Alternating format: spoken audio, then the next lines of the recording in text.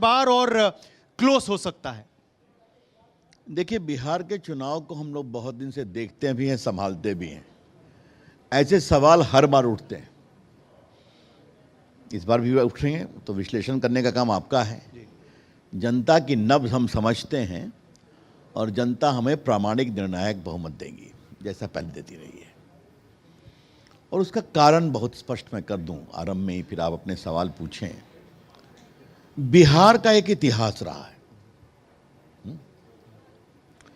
और जैसे बिहार 2005 के पहले चला, एक बार उन पीड़ित लोगों से आप बात करिए। वो खौफ का माहौल, वो डर। मेरा परिचय देश के एक छोटे मोटे वकील का भी है ना, रामलला के भी वकील रहे हैं। और बिहार में जो चारा घोटाला हुआ, उसमें सीबीआई इंक्वायरी करने वाला वकील भी मैं ही रहा हूँ पटना हाईकोर्ट से। हाँ, चारा घोटाला, अलकतरा घोटाला, क्या लूट हुई थी साहब। गरीबों का, आदिवासियों का चारा खाना, बाकी खाना।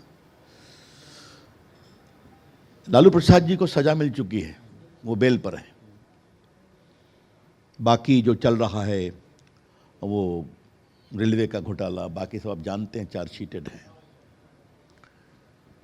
आज मैं एक बात बहुत विनम्रता से कहूंगा आपसे कि नीतीश कुमार जी 20 साल से मुख्यमंत्री हैं, कोई धब्बा नहीं है उनके ऊपर। और आपने मेरी कॉन्स्टिट्यूंसी का जिक्र किया, तो एक बार जरा देख लीजिए, अटल पथ पर घूम आइए, जेपी गंगा पथ पर जरा घूम आइए। हाँ, नहीं कर, हमने पटना एयरपोर्ट भी देखा, शानदार नया। उस एयरपोर्ट पर बनवाने मेरी बहुत बड़ी भूमिका रही है। वो नहीं बन रहा था, मैं लड़ा अड़ा कि बीटा जार्मे का बीटा भी बनाइए, यहाँ भी बनेगा। तो आज वो इंटरनेशनल लेवल का बन गया है। रनवे के भी एक्सपेंशन की बात हम लोग कर रहे हैं। क्योंकि एक बार आप पटना पहली बार आए हैं, पहली बार आए, तो जरा मैं आग्रह करूंगा आपके टीवी टीम से, जाके इनको घुमा दो। अटल पथ से चढ़िए, फिर जेपी गंगा पथ पर चले जाइए, गंगा जी को भी देखिए। फिर उधर से एक और पुल बन गया है, और देखिए पटना में क्या ट्रांसफॉर्मेशन हुआ है।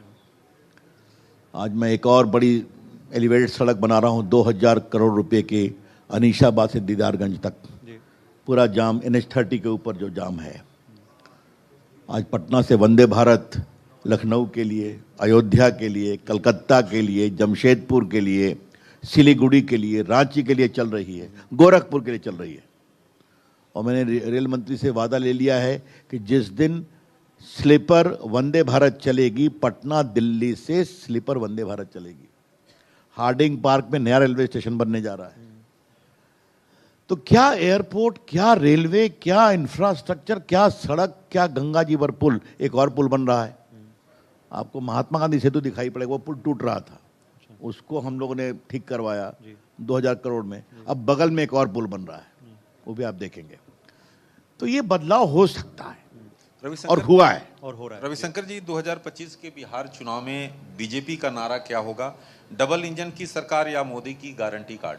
देखिए, पहली बात आप जान लीजिए, मोदी जी ईमानदारी से महसूस करते हैं कि बिहार के विकास के बिना देश का विकास नहीं होगा। ठीक है? और लोग पैकेज की बात करते हैं, लगभग 3.25 लाख करोड़ रुपए तो अभी तक आ चुका है, और भी आएगा। मोदी जी जब भी आते हैं यहाँ पर, तो हमेशा कुछ ना कुछ देकर जाते हैं।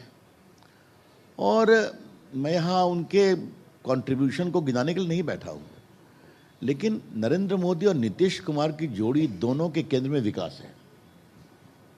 दोनों के मानस में बिहार को आगे बढ़ाने का कमिटमेंट है। तो जब ये होता है तो दिक्कत नहीं होती। मगर विपक्ष ये कहता है कि मुख्यमंत्री जी जो हैं वो अस्वस्थ हैं, वो तरह तरह के वीडियोस फैलाते हैं सोशल मीडिया पर, और वो कहते हैं कि विफल हैं, बिहार नहीं चला पाएंगे अगर दोबारा इनको अपने सत्ता दी। मुझे ये बताइए, विपक्ष क्या हमारी तारीफ करेगा? मैं आपसे सवाल पूछता हूँ, विपक्ष का काम है बोलना, बोले दीजिए। और अभी मैंने सुना है, अभी देखा मैंने, जो कांग्रेस के ऑफिशियल हैंडल से ट्वीट हुआ है मोदी जी की मां का अपमान करते हुए। क्या मतलब है इसका भाई? उनकी मां गुजर गई, उनको लेकर के आप मीम बना रहे हैं। कितना गिरेंगे आप? कहीं कोई स्तर रखेंगे कि नहीं रखेंगे? Shameful, condemnable. ये हार की हताशा है। हारने वाले हैं तो किसी सीमा तक चले जाओ। तो ठीक है, उनकी सोच, उनको मुबारक।